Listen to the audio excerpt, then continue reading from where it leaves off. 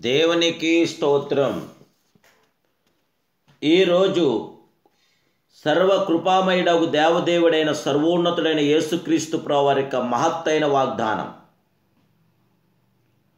యెహోవా నీ కార్యములన్నిటిలోనూ నీవు చేయు ప్రయత్నములన్నిటిలోనూ నిన్ను ఆశీర్వదించును. ద్వితీయోపదేశకాండం 15:10.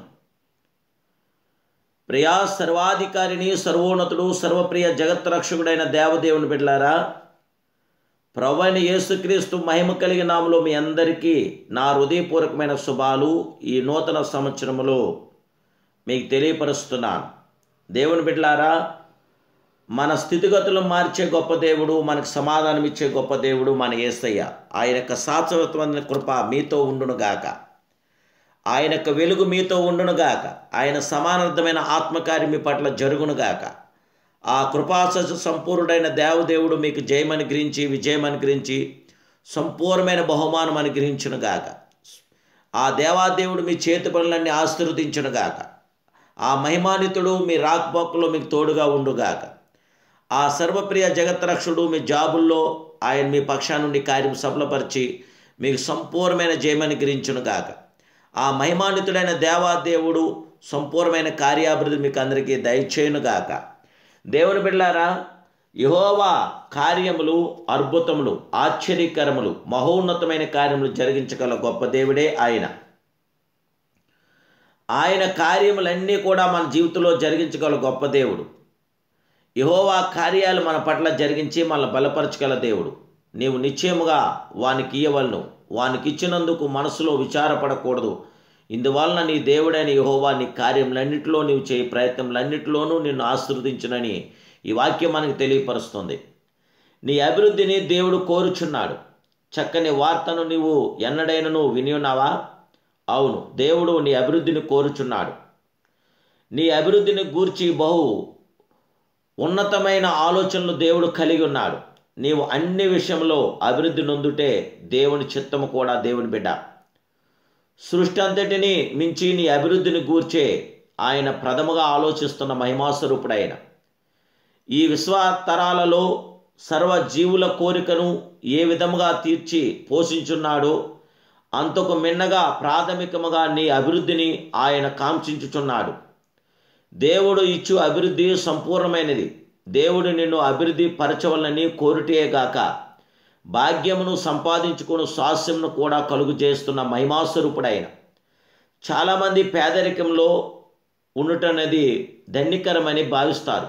కానీ పరిశుద్ధ గ్రంథం అలా తెలియచేయట్లేదు. నీవు అభివృద్ధి నొందవలనని ఆయన కోరుచున్నాడు. భాగ్యమును సంపాదించుకుని సామర్థ్యం దేవుడు కలుగు చేయుచున్నాడు. నీవు దేవుని వాక్యమును చిత్తమును బాగా ఎరిగినట్లయితే నీవు అభివృద్ధి నొందినట్లు నీ పట్ల తన వాగ్దానం నెరవేర్చడానికి వాగ్దాన సూర్యుడే మన ప్రభు. ఆయన ఇచ్చిన వాగ్దానాలు మన పట్ల నెరవేర్చగల దేవుడు. అయితే నీకు ఒక సందేహం రావచ్చును. అది ధనమును సమస్త కీడులకు మూలమని బైబిల్ గ్రంథం బోధించుందని శూన్య మనసుతో అడగవచ్చును. కానీ ధనము సమస్త కీడులకు మూలమని పరిశుద్ధ గ్రంథం చెప్పలేదు. ఎందుకనగా ధనాపేక్ష సమస్తమైన కీళ్లకు మూలమని చెప్పింది. ధనాపేక్ష సమస్త కీళ్లకు మూలము. ధనము చెడ్డదన్నప్పుడు ఆ చెడ్డను సంపాదించు సామర్థ్యం దేవుడు నీకివ్వడు.